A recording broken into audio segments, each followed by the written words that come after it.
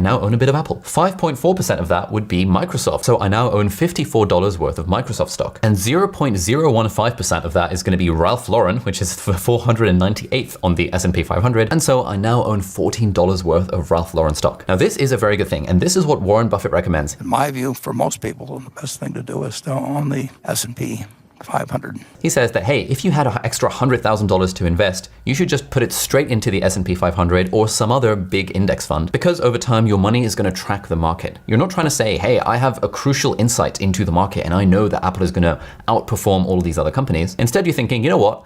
I'm just a normal person. I don't have time to spend 80,000 hours a week trying to research the shit out of all this stuff.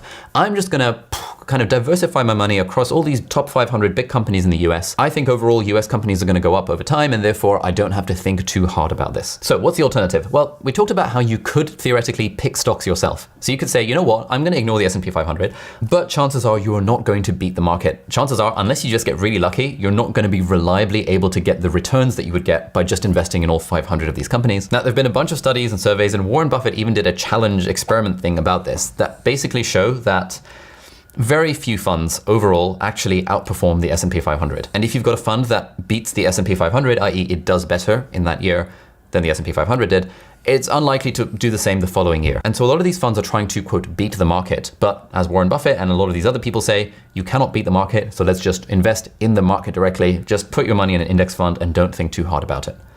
Every single person I know who has invested by picking stocks has lost money, and every single person I know who has invested by just investing in an index fund has made money over time. The next question that this raises is, okay, cool, I want to invest in a stock market index fund. How the hell do I do that? Do I just go on smp500.com/buy and buy some index funds?